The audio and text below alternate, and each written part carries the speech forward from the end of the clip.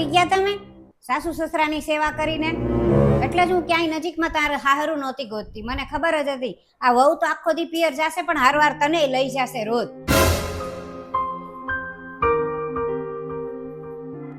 તું ઉપર જઈને પાછી હુઈ ન જાતી. આ મને એ જો સવારની એક કપ ચાય નથી મળી. આ વહુ હોય તો આપણને કાંઈ ન મળે. અને સાંભળો, તારા હાળાને કહેજે કે ઈ એનું જે કરવાનું હોય ને ઈ કરી નાખે. તમારે બેયને ક્યાંય જવાનું નથી કાલથી ને ઘરે. મમ્મી હું મમ્મી?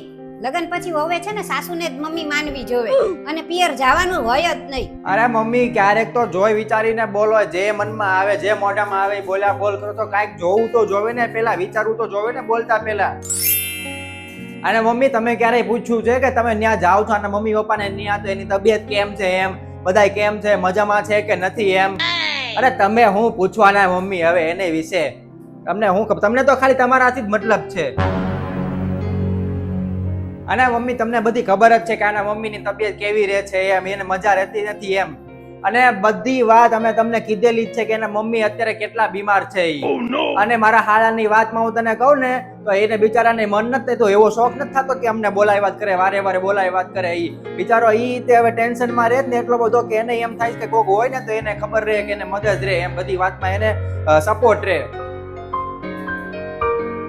અને તમે વારે વારે સંભળાવા કરો છો ને કે ભાઈ સાસુ ઈ માં જ કહેવાય, સાસુ ઈ માં જ કહેવાય, એ પિયર નહીં જવાનું, તો ઈ મારા સાસુ કહેવાય, તો ઈ મારા મમ્મી જેવા જ ન થયા? અરે પણ મેં તને હું કહી દીધું કે તું મને આટલું બધું લેક્ચર આપે છે અને આને હું તારી ઉપર કરી નાખ્યું છે કે તને બધા ઈ જ દેખાય છે બધા? અરે ઈ હું મમ્મી મારી ઉપર કરવાના? હવે એમને બિચારાની જિંદગી જ તે 4-5 દિવસની વધી છે. ડોક્ટરે એનો રિપોર્ટ આપી દીધો છે, એના મમ્મીને કેન્સર આવ્યું છે. હે? અરે આ શું થઈ ગયું? મને મારા વિચાર કેમ આવા થઈ ગયા? હું તો વહુને દીકરી માનીને લાવી હતી અને એની બદલે મેં તો એની ઉપર કેટલું કર્યું. હું તારું દુઃખ ન સમજી શકી. અને હવે છે ને એક કામ કરજો, તમે બે તમારે બેયને જ્યારે જવું હોય ને ત્યારે ત્યાં જાજો. અને છે ને મારી કાંઈ પણ જરૂર પડે તો હું આવીશ. અને 2-3 દિવસે હું ખબર કાઢવા આવીશ. અને આઈની બિલકુલ ચિંતા કાંઈ પણ ન કરતા તમે. હવે હું અહીંયા બધુંય સંભાળી લઈશ. હા હલો મમ્મી, તમે ભાઈ ભાભીને બહુ ચડાવો છો. આ 2 દિવસે ભાઈ ને ભાભી બે પિયર વયા જાય છે. કાંઈક તો કયો, કંટ્રોલમાં તો રાખો એને. તું સુધરી જા અને તું તારા હાહરામાં તારું સંભાળ. તું ત્યાં પેલા વહુ તરીકે હરખું બધું કર. મારી વહુ તો છે ને એના પિયરનું સંભાળે છે અને મારું બધું ધ્યાન રાખે છે. હવે પછી કોઈ દિવસ તારા ભાઈ ભાભી વિરુદ્ધ એક શબ્દ નહીં બોલતી, નહીતર ક્યાંક એવું ન થાય કે હું વહી જાઉં અને તારા ભાઈ ભાભી તને અહીંયા પગય ન મૂકવા દે. થેન્ક યુ મમ્મી કે તમે તમારી વહુની પરિસ્થિતિ સમજ્યા એટલા માટે.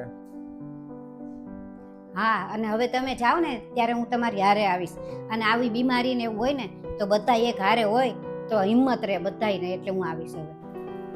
તો જોયું મિત્રો, લગ્ન પછી આપણે વહુ પાસેથી એવી આશા રાખીએ છીએ કે અહીંયા સાસરે આવીને પોતાના સાસુ સસરાને મા બાપ માનીને જો રાખે અને એની સેવા કરે, એવી આશાથી આપણે અહીંયા લાવતા હોઈએ સાસરે.